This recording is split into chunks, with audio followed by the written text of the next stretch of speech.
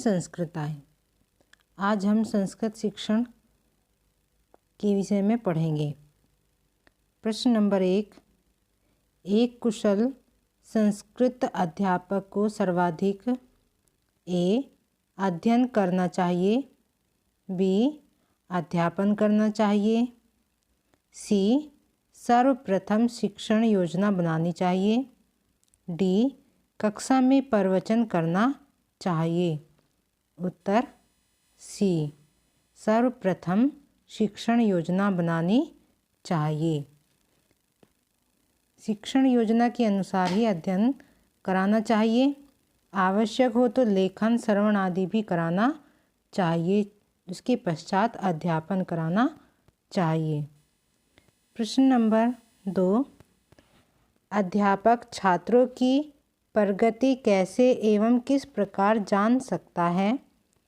ए. समय समय पर छात्रों की परीक्षा लेकर, बी. छात्रों की प्रशंसा सुनकर, सी. प्रतिदिन परीक्षा लेकर, डी. पाठ्यक्रम पूर्ण करके। उत्तर ए. समय समय पर छात्रों की परीक्षा लेकर के। छात्रों के पठन पाठन की स्थिति को जानने के लिए अध्यापक को समय समय पर उनकी परीक्षा लेनी चाहिए। इससे उनमें प्रतिस्पर्धा भी होती है तथा उनके प्रगति की भी जानकारी मिलती है।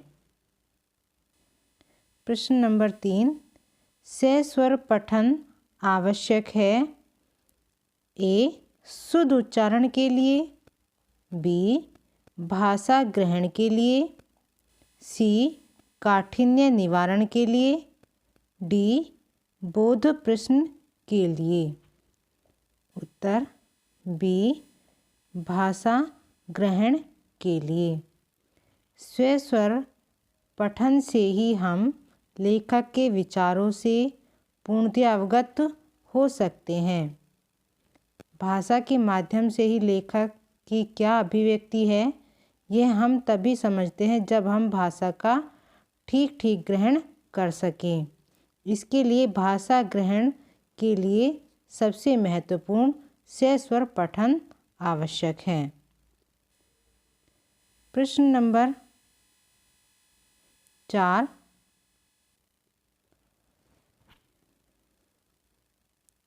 संस्कृत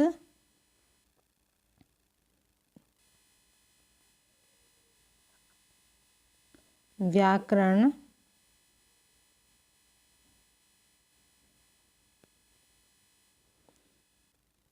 सम्मत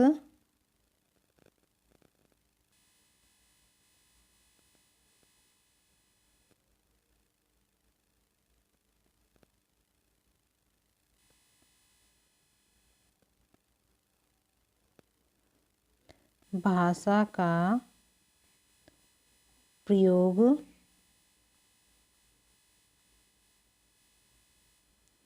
करने की क्षमता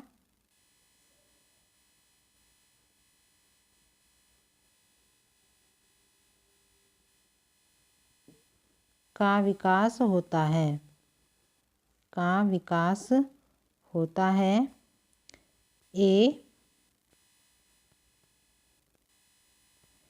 ए है अनुकरण विधि द्वारा,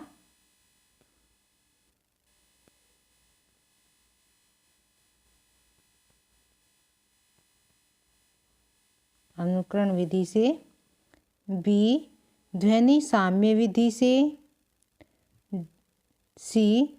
सुनो और बोलो विधि से, डी. स्वरोच्चार विधि से। उत्तर सी. सुनो उच्चार विधि से। सुनो और बोलो विधि से। संस्कृत की व्याकरण सम्मत भाषा का वाचन हम तभी समझ सकते हैं जब हम पहले उसका श्रवण किए हों। प्रश्न नंबर 5, निम्नलिखित में से कौन सा उपकरण दृश्य श्रव्य है? उत्तर option A television, B flash card, C Linguaphone, D चित्र। उत्तर ए टेलीविज़न। टेलीविज़न दृश्य श्रव्य उपकरण है, जबकि लिंगवा फोन, चित्र और फ्लैश कार्ड ये सारे चित्र दृश्य उपकरण हैं। लिंगवा फोन श्रव्य उपकरण है, फ्लैश कार्ड और चित्र दृश्य उपकरण है। प्रश्न नंबर 6, वक्ता या लेखक जिन सर्वनामों का प्रयोग अपने लिए करता है वे सर्वनाम कहलाते हैं। ए प्रथम पुरुष, बी मध्यम पुरुष, सी उत्तम पुरुष, डी इनमें से कोई नहीं। उत्तर सी उत्तम पुरुष। वक्ता या लेखक जिन सर्वनामों का प्रयोग अपने लिए करता है वे उत्तम पुरुष सर्वनाम कहलाते हैं। प्रश्न नंबर 7, बालकों के मस्तिष्क पर बिजली की तरह सीधा प्रभाव डालने वाली अधिगम सामग्री है।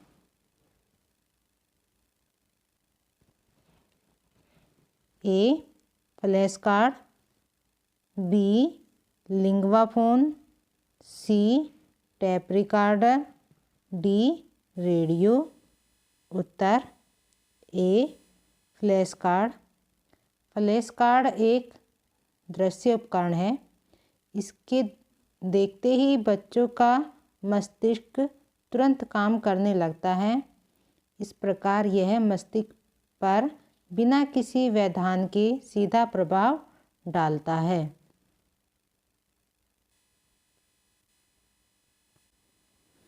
प्रश्न नंबर 8, विश्व में सर्वाधिक परिष्कृत, परिनिष्ठित एवं सुनिश्चित उच्चारण विधान किस भाषा का है?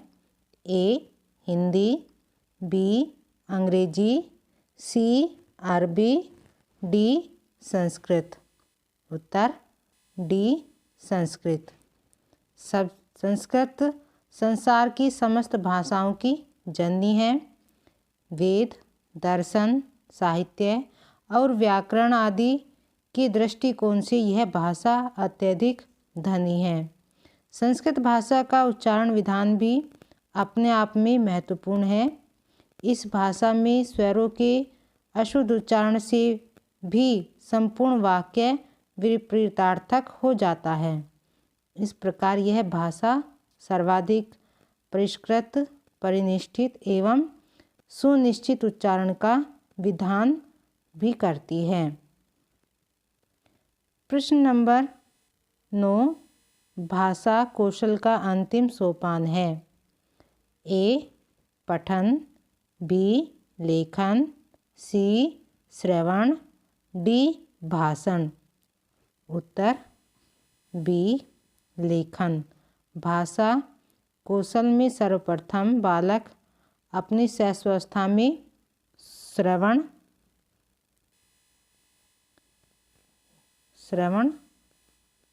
सुनना,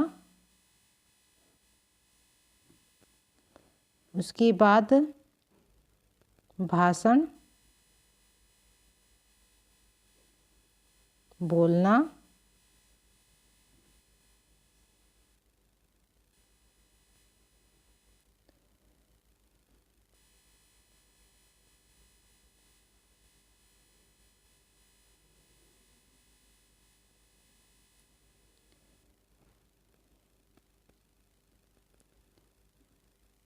नंबर भाषण बोलना, पठन,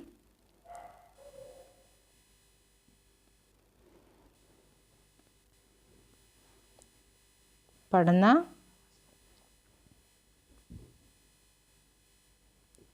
अंतिम सोपान में लेखन,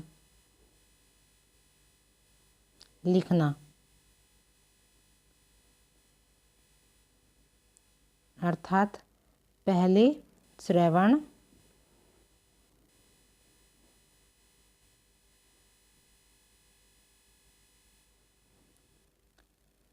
भाषण,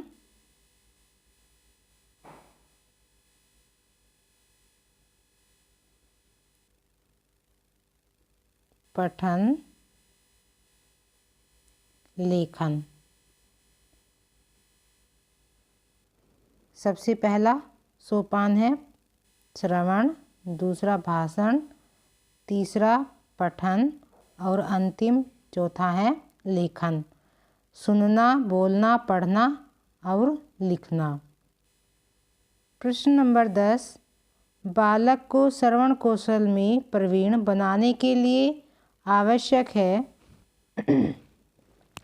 ए, कक्षा का वातावरण भय एवं आतंक से युक्त हो। बी, श्रवणीय सामग्री बालकों के स्तर के अनुरूप प्रसंगानुकूल व रोचक हो। सी, श्रवणीय है सामग्री आवश्यकता से अधिक हो। डी, टेप रिकॉर्डर, ग्रामोफोन आदि का आश्रय न लेकर श्रवण कौशल का अभ्यास कराया जाए। उत्तर बी, श्रवणीय सामग्री बालकों के स्तर के अनुरूप प्रसंगानुकूल व रोचक हो। प्रश्न नंबर 11 है, छात्र पाठ्य पुस्तक में गद्यांश या पद्यांश को देखकर उसकी अपनी उत्तर पुस्तिका में हूबहू नकल करते हैं। ए, श्रुतलेख में, बी, सुलेख में, सी, प्रतिलेख में, डी, सभी में। उत्तर सी, प्रतिलेख में।